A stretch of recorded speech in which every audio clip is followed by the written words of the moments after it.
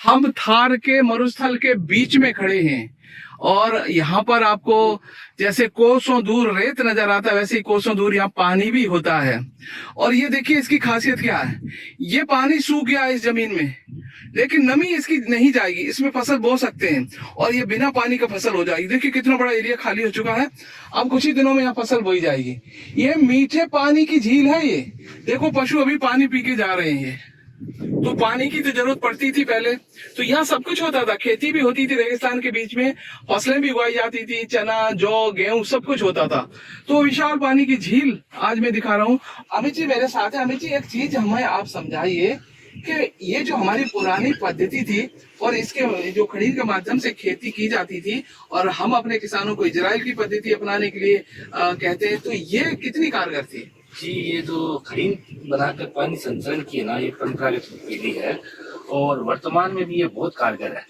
जिस प्रकार से हम अपने परंपरागत तरीकों से जल संचरण करने के तरीके भूल रहे हैं और जैसलमेर जैसे जहाँ पर पानी की एक बूंद भी है वो बहुत अधिक महत्व रखती है, वहाँ पर खड़ीन के द्वारा पानी संचय करना और उसके बाद में वहाँ पर फसल उत्पादन करना बहुत अहम बात है।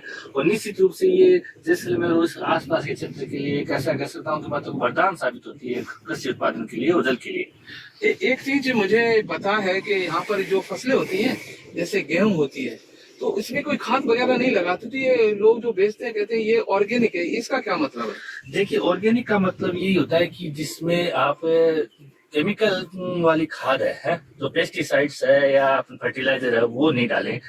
तो यहाँ की जो खड़ीन खेती है, यहाँ के जो बालीवाल ब्राह्मण थे वो बहुत पहले से क्या है कि इस कृषि के प्रति क्या है कि सचेत थे और उनको इसका पूरा उन्होंने अध्ययन किया था कि कितना मात्रा में क्या है कि पानी चाहिए और कितनी मात्रा में उनको क्या है कि ऑर्गेनिक खाद चाहिए। यहाँ पर लगातार पिछले काफी लंबे समय से गेहूं जौ और इनकी खेती हो रही है, तो वो विदाउट क्या है कि पेस्टिसाइड और फर्टिलाइजर हो रही है। तो ये एक प्रकार से हम कह सकते हैं कि ये एक प्रकार से ऑर्गेनिक खेती को इसमें हम शामिल कर सकते हैं। अच्छा, एक चीज मैं यहाँ पे देख रहा हूँ कि ये जो नीचे ये जो पेड़ पौधों की टहनियां ये सड़ रही हैं, गल रही हैं, ये खड़ीन के लिए कितना उपयोगी है? इसके लिए अभी आपने बात की थी ना कि पेड़ पौधे, इसी ये एक प्रकार से पेड़ पौधों के लिए खाद का काम करती है। इसी से क्या है कि उसको पेड़ को, गेहूं को या जौ को और अन्य जो भी फसलें हैं उनको नाइट्रोजन की सप्लाई होती है। उन्हीं से क्या है कि इनको यहाँ पर फास्फोरस की सप्लाई होती है और पोटेशियम के लिए तो ये जमीन ऑलरेडी क्या है कि अच्छी है। तो जो मेन जो न्यूट्रिएंट होते हैं नाइट्रोजन, फास्फोरस और पोटेशियम, वो तीनों है वो खड़ीन की फसल को मिलता है। इसीलिए यहाँ पर खड़ीन की फसल आप देखिए, यहाँ पर फसल है होती है ना वो बहुत ऊंचाई तक जाती है क्योंकि पौधे को है वो अच्छी मात्रा में न्यूट्रिएंट मिलते हैं।